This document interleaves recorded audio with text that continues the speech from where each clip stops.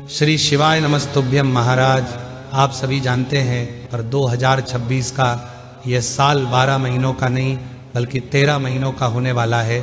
महाराज कई सालों के बाद ऐसा महासंयोग बनता है कि पूरे साल में 12 नहीं बल्कि 13 महीने होते हैं और यह महासंयोग हिंदी कैलेंडर के हिसाब से ही बनता है। महाराज ये वही साल होता है जिस साल में अधिक मास बढ़ जाता है और यह साल लोगों के जीवन में बदलाव लाने के लिए बहुत अच्छा माना जाता है।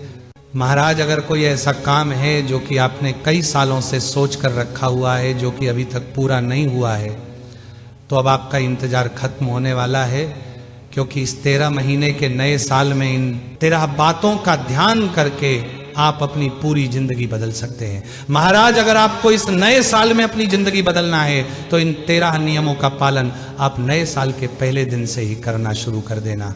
महाराज सबसे पहले इस 13 महीने के नव वर्ष में आप अपने घर की सबसे पहली रोटी गौ माता की निकलना शुरू करें।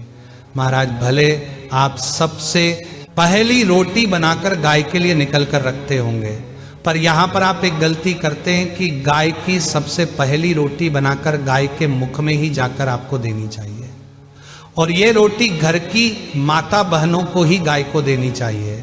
और अगर हो सके तो उस रोटी में थोड़ा सा गुड़ या मीठी सामग्री रखकर ही आपको गाय को देना चाहिए। इससे गौ माता का आशीर्वाद होने के साथ साथ में आपके ऊपर 33 करोड़ देवी देवता का आशीर्वाद भी हो जाता है। महाराज अब दूसरा नियम यह है कि जब भी आप स्नान करें या किसी पवित्र नदी में जाकर स्नान करें तो हमेशा याद रखें कि पहला जल का लोटा अपने ऊपर डालते ही आपको हर हर गंगे या नर्मदे हर जरूर बोलना चाहिए। ऐसा करने से आपके शरीर में कोई भी रोग और बीमारी होती है तो फिर धीरे धीरे करके दूर होना शुरू हो जाती है। महाराज अब तीसरा नियम यह है कि आपको नए साल में रोज सुबह उठकर स्नान करके तांबे का लोटा लेकर उसमें जल भरकर सूर्य देव को जल से अर्घ जरूर देना चाहिए। सूर्य देव को अर्घ देने से हम जो भी काम कर रहे होते हैं हमें उसमें सफलता मिलना शुरू हो जाती है। विशेष रूप से जो बच्चे परीक्षाओं की या कंपटीशन एग्जाम की तैयारी करते हैं, अगर वह सूर्य देव को जल चढ़ाकर अर्घ देते हैं तो इससे वह परीक्षा में अच्छे नंबरों से पास होते हैं और उनकी अच्छी जगह नौकरी भी लगती है। इसीलिए आप अपने घर के बच्चों से प्रतिदिन 13 महीने के नए साल में सूर्य देव को जल जरूर चढ़ाएं और जल देते समय सिर्फ तांबे का लोटा ही इस्तेमाल करें, कोई और लोटा इस्तेमाल न करें। महाराज सूर्य देव को जल चढ़ाते समय आप अपने दोनों हाथों में एक लोटा पकड़कर उसे अपने सर से ऊपर करके सूर्य देव को देखते हुए जल चढ़ाना शुरू करें और जो जल की धार से आप जल चढ़ा रहे हैं इस जल की धार में से आप सूर्य देव के दर्शन करें और सूर्य देव को चढ़ाया है वह जल आपके पैरों में नहीं आना चाहिए और उस जल के छींटे भी नहीं आना चाहिए। यह सही नियम होता है।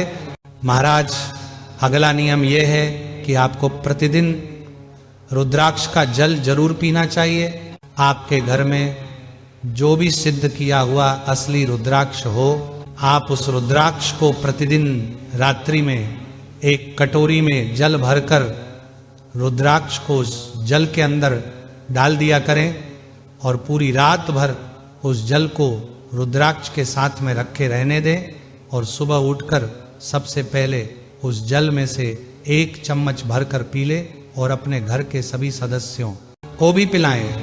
ऐसा करने से आपके शरीर में कभी कोई रोग और बीमारी प्रवेश नहीं करेंगे और आप स्वस्थ रहेंगे। महाराज इसके बाद अगले नियम में आपको हमेशा भगवान के नाम का जाप करते रहना है। जैसे कुछ लोग श्री शिवाय नमस्तुभ्यं का जाप कर सकते हैं, कुछ लोग राधा नाम का जाप कर सकते हैं, कुछ लोग अपने इष्ट के नाम का जाप कर सकते हैं। आपको जब भी ऐसा लगे कि आप किसी मुसीबत में है या आपको कुछ समझ ना आ रहा हो तो उस जगह पर आपको इन मंत्र का जप जरूर करना चाहिए। महाराज अब अगला नियम आपके घर के शिवलिंग से जुड़ा हुआ है जो आप अपने घर के पूजा घर में रखते हैं। महाराज कई बार हम लोग शोक में अपने घर में अलग अलग तरह के शिवलिंग रख लेते हैं या बड़े साइज का शिवलिंग रख लेते हैं, पर इस नव वर्ष में आपको ध्यान रखना है कि आपके घर के मंदिर में आपके अंगूठे से बड़ा शिवलिंग नहीं होना चाहिए, क्योंकि फिर यह शिवलिंग घर में नहीं रखा जाता है, मंदिरों में रखा जाता है। महाराज घर में जितना छोटा शिवलिंग होगा उतना ज्यादा आपको फल प्रदान करेगा। आप चाहे तो किसी धातु का या मिट्टी या कांच का शिवलिंग रख सकते हैं, इसमें कोई परेशानी नहीं है, पर अंगूठी के बराबर या अंगूठी से छोटा ही होना चाहिए महाराज। इसके अलावा जब भी आप अपने घर में शिवलिंग को स्नान कराए तो उस जल को कभी भी तुलसी जी के पौधे में ना डालें, उसे किसी अन्य पेड़ या पौधे में ही डालें।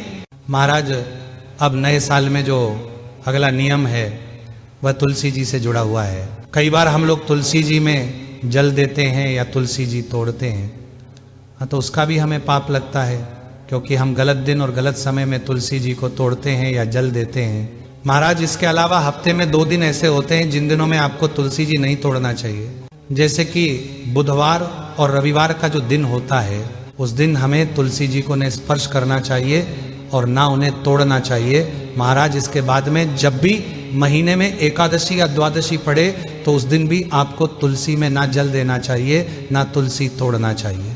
महाराज अब अगला जो नियम है यह आपको नव वर्ष में पहले दिन से ही शुरू करना है।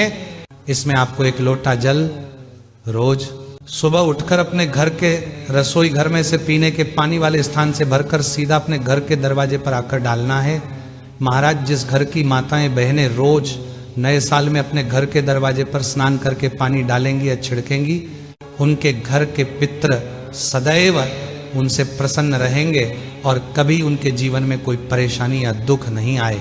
महाराज इसके बाद अगला जो नियम है वह यह है कि आपके घर के सभी सदस्य जब घर से बाहर चले जाते हैं या अपने काम पर चले जाते हैं या पढ़ने के लिए चले जाते हैं, तो उसके बाद आपको अपने घर की साफ सफाई या झाड़ू पोछा बिल्कुल नहीं करना चाहिए। सुबह जब तक आपके घर में सभी सदस्य आपके घर में उपस्थित हो उस समय तक आपके घर की साफ सफाई या झाड़ू पोछा हो जाना चाहिए। उनके घर से निकलने के बाद नहीं, झाड़ू पोछा कभी नहीं करना चाहिए। महाराज अब अगला नियम विशेष रूप से माता बहनों के लिए है। कई सारी माता बहनें ऐसी होती है जो कि रोज सारे अपने घर के काम करने के बाद दोपहर में जाकर स्नान करती हैं। तो जितनी भी माताएं बहनें दोपहर में स्नान करती हैं उनके जीवन में कभी सुख और शांति या बरकत नहीं आ सकती है, क्योंकि घर की माताएं बहनें अपने घर की लक्ष्मी होती है, और घर की लक्ष्मी अगर सुबह स्नान नहीं करेगी, दोपहर में करेगी, तो उस घर में कभी पैसा नहीं आ सकता है। इसलिए नियम ये कहता है कि घर की माता बहनों को सुबह उठकर सबसे पहले स्नान करना चाहिए, उसके बाद अपने घर के बाकी काम करना चाहिए। सुबह उठकर सबसे पहले स्नान करने से हमारा सौभाग्य अखंड बनता है। महाराज इसके बाद में 2026 के इस नव वर्ष में आपको प्रतिदिन शिवजी पर 1 लोटा जल चढ़ाने जरूर जाना है। यह 1 लोटा जल आपके जीवन की सारी परेशानियों को दूर कर देगा, आपकी मनोकामना को भी पूरा करेगा।